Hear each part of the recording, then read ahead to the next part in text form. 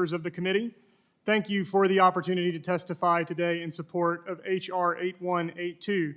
My name is Seth Clark, and it's the honor of my life to have been elected Mayor Pro Tempore of Macon, Georgia, and to serve as the Executive Director of the Ocmulgee National Park and Preserve Initiative, the non-tribal, tribal partnership working on conservation-based economic development in Middle Georgia. Today's hearing is the culmination of almost a century of civic efforts to designate the first and only national park and preserve in Georgia. These efforts began in 1934, when similar legislation that's before you today was proposed.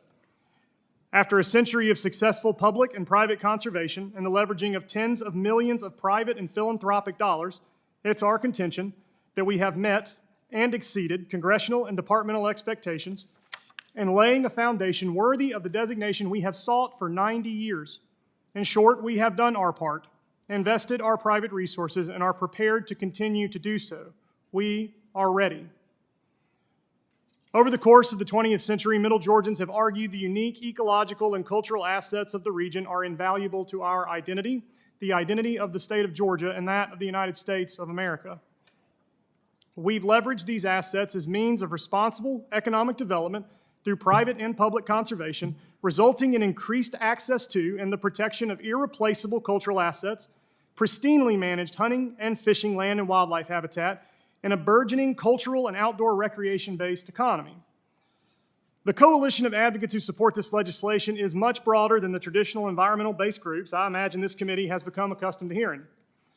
Our partners include an overwhelmingly bipartisan and bicameral contingent of legislative authors, the Macon and Georgia Chambers of Commerce, the sovereign nations that constitute the Intertribal Council of Removed Southeastern Tribes, the Muskogee Creek, Cherokee, Choctaw, Chickasaw, and Seminole Nations of Oklahoma, active and civilian leadership of Robins Air Force Base, all 20 municipalities that make up the Middle Georgia Regional Commission, the State Department of Natural Resources, national and local conservation organizations, and the Georgia Mining Association. A recent economic study concluded that congressional redesignation could eventually result in an additional 1.3 million visitors to Middle Georgia annually. This could result in roughly $233 million in additional annual private sector economic activity, spurring roughly $34 million in additional tax revenue and the creation of as many as 3,100 new private sector jobs. And due to the generosity of the John S. and James L. Knight Foundation, we are currently conducting a regional strategic plan to ensure the realization of those projections. We're already seeing the effects of our efforts. Recent visitation increases have played a vital role in Macon rolling back property taxes by 50%. You see, our tax portfolio is designed to require a rollback of our residents' property taxes on pace with increased revenue from visitation. This congressional redesignation will continue to result in the ongoing largest property tax cut in Middle Georgia history. It would also bolster our region's toughest economic engine and one of our nation's most vital installations in the pursuit of our national security, Robins Air Force Base.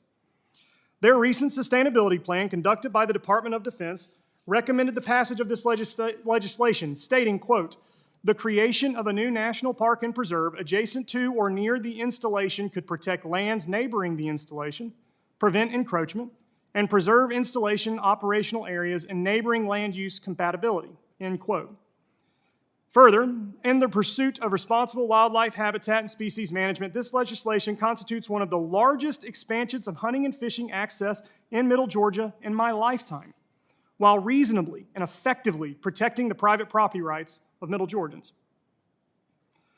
Lastly, and most importantly, I'd like to express my gratitude to the Muskogee Creek Nation for their partnership in this effort. Ocmulgee is a mother ground of their ancestral homelands, of which they were forcibly dispossessed. The Ocmulgee corridor shows evidence of roughly 17,000 years of continuous human habitation, some of the longest in the continental United States of America.